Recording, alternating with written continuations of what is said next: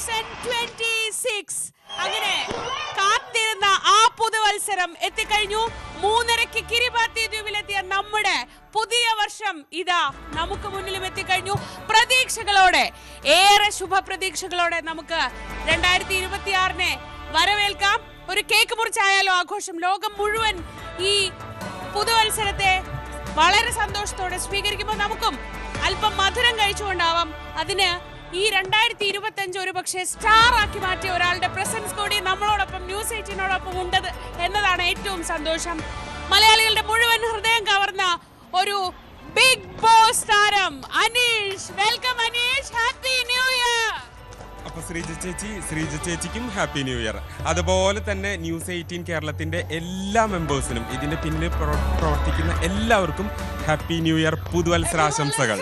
ഭയങ്കര സർപ്രൈസ് ആണ്. ഞാൻ പെട്ടെന്ന് വരുമ്പോൾ കുറച്ചു മുൻപ് മലയാളി ഓഫ് ദി ഇയർ ഒക്കെ പുരസ്കാരം നേടിയ അനീഷ് ഞങ്ങളോടൊപ്പം ഇവിടെ സ്റ്റുഡിയോയിൽ വന്നിരിക്കുന്നു. അപ്പോൾ പിന്നെ അനീഷിനെ കൊണ്ട് നമുക്ക് ഒരു കേക്ക് മുറിച്ച് ഈ സന്തോഷം പങ്കുവെക്കുക എന്നുള്ളതാണല്ലോ അതിൻ്റെ ഏറ്റവും മനോഹരമായ കാര്യം. അപ്പോൾ ഈ ഒരു കൊല്ലം ഒരു പക്ഷേ അനീഷിന്റെ ജീവിതത്തിൽ ഏറ്റവും സ്പെഷ്യൽ ആയിരുന്നു 2025 അല്ലേ. അതിലും മനോഹരമായൊരു വർഷം, അതിലും ഇവന്റ്ഫുൾ ആയൊരു വർഷം ഉണ്ടാവട്ടെ എന്ന് ആത്മാർത്ഥമായിട്ട് ആഗ്രഹിക്കുന്നു, പ്രാർത്ഥിക്കുന്നു. നമുക്ക് ആ സന്തോഷത്തോടെ കേക്ക് മുറിക്കാം. അപ്പോൾ നമുക്ക് എല്ലാവർക്കും ഇവിടെ നമ്മുടെ ക്രൂ ഒക്കെ ഉണ്ട്. എല്ലാവരും വരൂ, ജോയിൻ ചെയ്യൂ. നമുക്ക് ഒരു ഹാപ്പി ന്യൂ ഇയർ ഒക്കെ പാടി അല്ലേ. ഹാപ്പി ന്യൂ ഇയർ പാടാൻ പറ്റുമോ? അപ്പോൾ ഹാപ്പി ന്യൂ ഇയർ പാടാം. യെസ്, തുടങ്ങ്, ആരെങ്കിലും ഒക്കെ തുടങ്ങണം. Yes yes yes. Welcome 2026. Happy new year. ഒന്നിച്ച് പറഞ്ഞാൽ കുറച്ചുകൂടെ രസമുണ്ടാവില്ലേ? ഓ 1 2 3 happy new year. Yes, thank you. അപ്പം അനീഷിനെ പറഞ്ഞ പോലെ കൂടുതൽ മധുരമുള്ളതാവട്ടെ.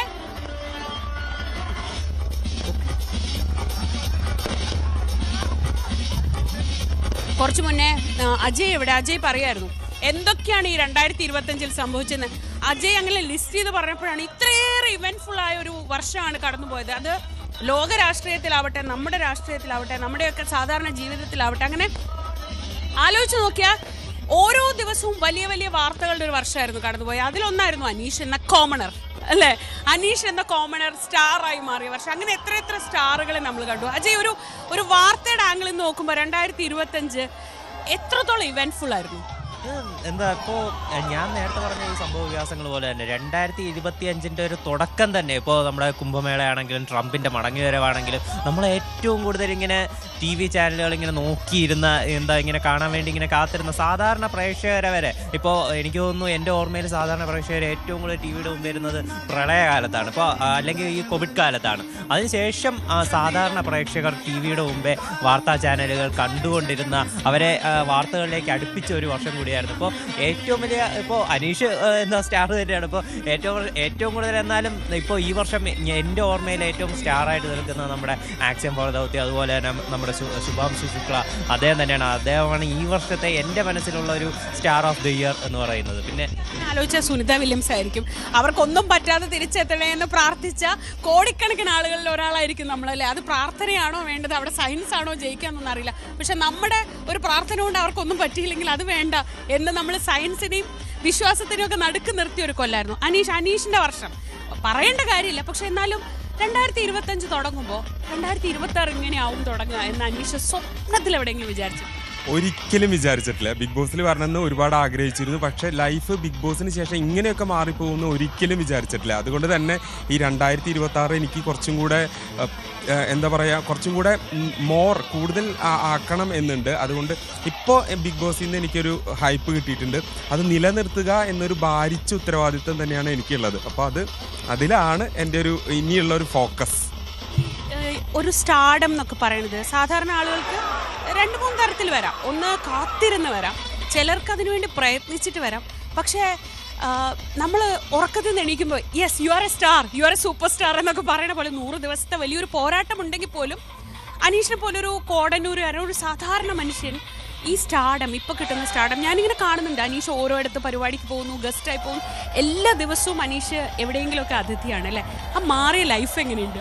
ഒരുപാട് സന്തോഷമുണ്ട്. മാറിയ ലൈഫ് എന്ന് പറഞ്ഞിട്ടുണ്ടെങ്കിൽ ഇത് ആഗ്രഹിച്ചിരുന്നതാണ്. എനിക്കൊരു ഫേമസ് പേഴ്സണാലിറ്റി ആവണം, മറ്റുള്ളവരെ ഇൻഫ്ലുവൻസ് ചെയ്യുന്ന ഒരാളായി തീരണം എന്നൊക്കെ ഞാൻ ഒരു കാലത്ത് സ്വപ്നം കണ്ടിരുന്നു. ആ ഒരു സ്വപ്നത്തിലേക്ക് ഞാൻ അടുക്കുന്നു എന്നറിയുന്നതിൽ എനിക്ക് സന്തോഷം. അതുപോലെ തന്നെ പരിപാടികളൊക്കെ ഉണ്ട്. പക്ഷേ കുറച്ചും കൂടെ ഫോക്കസ്ഡ് ആയിട്ട് മുന്നോട്ട് പോയിട്ട് എൻ്റെ ഗോൾ എന്താണോ അതിലേക്ക് എത്തണം എന്നുള്ളൊരു ആഗ്രഹം കൂടി എനിക്ക്. എന്താണ് ഗോൾ? എന്താ റെസൊല്യൂഷൻ? ന്യൂ ഇയർ റെസൊല്യൂഷൻ ഉണ്ടോ? ന്യൂ ഇയർ റെസൊല്യൂഷൻ തീർച്ചയായിട്ടും ഉണ്ട്. ഇക്കൊല്ലം ഒരു പുസ്തകം ഇറങ്ങാൻ നിൽക്കുന്നു, 2ാമത്തെ പുസ്തകം. അത് കഴിഞ്ഞ് 3ാമതൊരു പുസ്തകം കൂടെ എഴുതണം. അത് കഴിഞ്ഞ് സിനിമയുടെ ഒരു സ്ക്രിപ്റ്റ്, അത് കൂടാതെ ആക്ടിങ്ങിലേക്ക് വരണം എന്ന് പറയുന്ന ഒരു ആഗ്രഹം കൂടിയുണ്ട്. എൻ്റെ മനസ്സിൽ ഞാൻ റോൾ മോഡലായിട്ട് കണ്ടിരിക്കുന്നത് തീർച്ചയായിട്ടും MT വാസുദേവൻ നായർ സാറിനെയാണ്. അദ്ദേഹം സാഹിത്യത്തിൻ്റെ എല്ലാ മേഖലകളിലും ഉണ്ടായിരുന്നു, സിനിമാക്കാരൻ കൂടിയായിരുന്നു. അപ്പോൾ അങ്ങനെയൊക്കെ ആവണം എന്ന് ആഗ്രഹമുണ്ട്. പ്ലസ് ഒരു ആക്ടർ കൂടെ ആയിത്തീരണം എന്നൊരു ആഗ്രഹം. ബിഗ് ബോസ് താരം എന്ന് മാറിയിട്ട് മലയാളത്തിലെ ഒരു സിനിമാ താരം അനീഷ് എന്ന് അറിയുന്ന ഒരു ദിവസം അല്ലേ? 2026 അവസാനിക്കുമ്പോൾ അങ്ങനെ ആവട്ടെ എന്ന് ഞങ്ങൾക്കും വലിയ ആഗ്രഹമുണ്ട്. അനീഷിൻ്റെ ലൈഫിൽ ടേണിംഗ് പോയിന്റ് 2025 തന്നെയായിരിക്കും, സംശയമില്ല അല്ലേ? ഏറ്റവും സുവർണ വർഷം എന്നൊക്കെ പറയുന്ന പോലെ ആ 2025 ഏത് പോയിന്റ് ആയിരിക്കും സെലക്ട് ചെയ്യുക? 2025 ബിഗ് ബോസിലേക്ക് കയറുന്ന ആ ദിവസമായിരിക്കും എൻ്റെ ജീവിതത്തിൽ നിർണായകമായിട്ടുള്ളൊരു ചുവടുവയ്പ്പ്, അല്ലെങ്കിൽ നിർണായകമായിട്ടുള്ളൊരു ടേണിംഗ് പോയിന്റ്. അത് ഉറപ്പാണ്. യെസ്, ഞാൻ അനീഷിനെ വിളിച്ചാലോ എന്ന് എൻ്റെ അടുത്ത് ഈ ഷോ തുടങ്ങുന്നതിന് മുന്നേ എന്നോട് ചോദിച്ചു. അനീഷ് കുറച്ച് മുന്നേ ഇവിടെ നമ്മുടെ ഗസ്റ്റായിട്ട് ഉണ്ടായിരുന്നല്ലോ, അപ്പോൾ നമുക്ക് അനീഷിനെ വിളിച്ചുകൊണ്ട് വന്നൊരു കേക്ക് മുറിച്ചാലോ എന്ന് എന്നോട് ചോദിച്ച ആളാണ് ഈ ക്യാമറയുടെ പിറകിൽ നിൽക്കുക. അപ്പോൾ ഞാൻ പറഞ്ഞു അവരെ ബുദ്ധിമുട്ടിക്കാൻ പാടില്ല, അവർ ഗസ്റ്റായിട്ട് വന്ന് ഇന്നത്തെ ഇവൻ്റൊക്കെ കഴിഞ്ഞതല്ലേ എന്ന് പറഞ്ഞു. എങ്ങനെയാ ഹരി നീ ഇത് ഒപ്പിച്ചത്? അതിൻ്റെ ഇടയിൽ സിം ചേച്ചി വിളിച്ച് പറഞ്ഞ് അനീഷ് വിളിച്ചാൽ മതി, കുഴപ്പമില്ല, അവൻ റെഡിയാണെന്ന് പറഞ്ഞു. അപ്പോൾ അത് ഈ മലയാളികൾക്ക് പ്രിയപ്പെട്ട താരം അനീഷിനെ ഇവിടെ എത്തിക്കാൻ പ്രയത്നിച്ച ആൾ ഹരിയാണ്. അപ്പോൾ ഉറപ്പായിട്ടും ഹരിക്ക് ഒരു കൈയടി നമ്മൾ കൊടുക്കണം അല്ലേ? ഇന്ന് നമ്മുടെ ഈ പുതുവത്സരത്തിനെ ഈ ന്യൂസ് 8ൻ്റെ ഫ്ലോറിൽ മനോഹരമാക്കി തന്നതിന് വളരെ വളരെ വളരെ നന്ദി അനീഷ്. ഞാൻ ആത്മാർത്ഥമായിട്ട് പറയുന്നതാണ്, അനീഷ് എന്നൊരു സാധാരണക്കാരൻ സ്റ്റാറായി മാറുന്ന കാഴ്ച കണ്ട കുറേ പ്രേക്ഷകരിൽ ഒരാളെന്ന നിലയ്ക്ക്, അല്ലെങ്കിൽ അത് ശ്രദ്ധിച്ചുകൊണ്ടിരുന്ന ഒരു മാധ്യമ പ്രവർത്തകൻ എന്ന നിലയ്ക്ക് അതെന്നും നിലനിർത്താൻ കഴിയട്ടെ, ഉത്തരവാദിത്വത്തോടെ അത് നിലനിർത്താൻ കഴിയട്ടെ എന്ന് ആത്മാർത്ഥമായിട്ട് ആഗ്രഹിക്കുന്നു, ആശംസിക്കുന്നു. Wish you the very best. Yes, അപ്പോൾ ഇനി ന്യൂ ഇയറിൻ്റെ കാഴ്ചകൾ നമ്മളിതാ ദൃശ്യങ്ങളിൽ കണ്ടുകൊണ്ടിരിക്കുകയാണ്. ലോകത്തിൻ്റെ പല ഭാഗത്തും ന്യൂ ഇയർ ആഘോഷങ്ങൾ പൊടിക്കുന്നു. നമ്മളും ആ ആഘോഷത്തിൻ്റെ ഭാഗമായി മാറുകയാണ്. ഈ ഫ്ലോറിലും ഏറ്റവും സന്തോഷമുള്ള ഒരു ന്യൂസ് ഫ്ലോറിനെ സംബന്ധിച്ച അതിഥികളാണ് അവിടുത്തെ ലൈഫ് എന്ന് പറയുന്നത്. അപ്പോൾ ഈ വർഷം നമ്മുടെ ഫുൾ ഓഫ് ലൈഫ് ആയിരിക്കും എന്ന് ഉറപ്പാണ്. കാരണം ഇത്രയും ഓരോ ദിവസവും ബിഗ് ബോസിൽ അനീഷ് ഉണ്ടാക്കിക്കൊണ്ടിരുന്ന വാർത്തകളും സംഭവങ്ങളും നമ്മൾ